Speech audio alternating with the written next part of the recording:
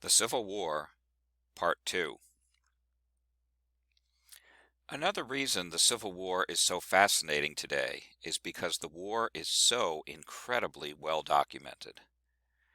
Civil War soldiers were the most literate soldiers that had ever fought in war up to that point in history. So many of these soldiers kept diaries and wrote letters to loved ones that still survive today, and so we have a tremendous wealth of primary sources about the war. The Civil War is the first war extensively documented on camera. We have thousands and thousands of Civil War photographs that survive today. The Civil War is the first war with photojournalists. Here's a photograph of dead soldiers on the field after the Battle of Gettysburg. This is the first war where we have these kind of images going back to the people on the home front. Here's another famous photograph of a dead Confederate soldier on the field of battle after Gettysburg. When my Civil War travel study went to Gettysburg, the students were familiar with this picture and wanted to find the spot where it was taken. And so we found it, and a couple of the students decided to recreate the photo. We didn't get it quite right, but we're pretty close. The fourth and biggest reason that the Civil War is so fascinating today is the Civil War was the defining moment in American history. Great issues were at stake, a life-altering moment for the nation. Would the United States live or die? Would a Republican government live or die? Would slavery live or die? Think about the emancipation of the slaves. Because of this war, 4 million Americans became free, and all their descendants down to today. What a monumental transformation. But several huge issues were settled by the war. Would it be one nation or two? Would the American experiment in Republican government succeed or fail? Before the war, most Americans thought of the nation as a confederation of states, with the states being still more important than the federal government. The Civil War changed that. The Civil War shifted the balance of power from the states to the federal government once and for all. The federal government emerged supreme over the states. Think about it this way. Before the war, the name United States was a plural noun. People would say the United States are great things. But after the Civil War, the noun United States becomes a singular noun. And so people began to say the United States is a great thing. That transformation came about because of the Civil War. Here's a Civil War trivia question. When the Civil War began, who did President Lincoln offer command of the Union armies to? Lincoln offered command of the Union armies to Robert E. Lee. But Lee turned Lincoln down. And Lee said, quote, "I cannot raise my hand against my birthplace, my home, my children." When Lee was talking about his home, he meant the state of Virginia. He thought of Virginia as being his country, not the United States. And so many Americans thought that way. And by the way, where did Robert E. Lee live? He lived at a plantation in Virginia called Arlington, directly across the Potomac River from Washington, D.C. Today we know it as Arlington National Cemetery. And so if you've ever visited Arlington, Here at the bottom of the picture is John F. Kennedy's grave. If you just look up to the top of the hill, there's a house up there. That's Robert E. Lee's house. The Kennedys are buried on Lee's front lawn. Here is the view from Robert E. Lee's front porch. You can see the Potomac River, and then going from left to right, the Lincoln Memorial in Washington, the Washington Monument, the Capitol building off in the distance, and the Jefferson Memorial on the right. You can see the graves of Arlington Cemetery, and where those people are gathered in the lower left, that's John F. Kennedy's grave. Shortly after the war began, Union forces crossed the Potomac River into Virginia and occupied Lee's plantation. Eventually, the federal government confiscated it for non-payment of taxes, and then turned the property into our National Military Cemetery, Arlington. And so Lee's punishment for treason, the dead were buried on his front lawn. Here's Robert E. Lee's house as it looked during the time of the Civil War.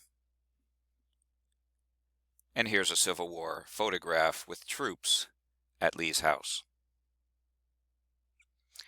Now, a few observations on the war itself. Historians debate why the North won and why the South lost the Civil War. How you ask the question makes a big difference. If you ask, why did the North win? You're asking, what did the North do right to win the war? The outcome depended on what the North did right. This is an external explanation of the war's outcome. So explanations of the war's outcome, external, what did the North do right to win the war? If, however, you ask, why did the South lose the war? You're asking, what did the South do wrong to lose the war? The outcome was a result of something the South did wrong. This is an internal explanation of the war's outcome. It blames the South for its defeat. So, internal explanation, what did the South do wrong to lose the war? The number one explanation that people often cite to explain the outcome of the Civil War is an external one. Many claim that Northern victory was inevitable because the North had superior resources.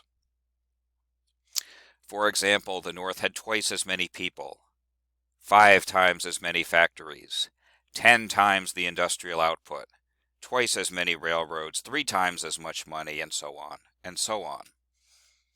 Here's a bar graph that shows how the North exceeded the South in resources on a whole variety of categories. And so some people would argue, well, the South never had a chance because the North had superior resources. That would be an external explanation, but an explanation that is not valid. What is the problem with that external explanation? Well, the side with superior resources does not always win in war. If that were true, the British would have won the Revolutionary War because they had superior resources. But they didn't. The Americans won. The South may have had fewer resources, but it also had some big advantages. The South was fighting on the defensive. Politically and militarily, it's so much easier to fight on the defensive. Militarily, you incur fewer casualties because you don't have to make frontal assaults. You're fighting on the defensive. And so resources is an external explanation of the war's outcome, but it is false, invalid, and defective. An internal explanation of the war's outcome that is also defective is to argue that the South lost because it used the wrong strategy.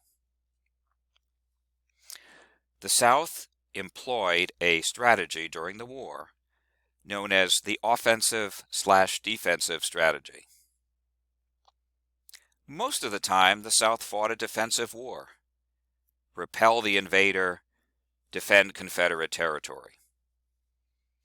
But every once in a while, when a favorable opportunity presented itself, the South went on the offensive and invaded the North.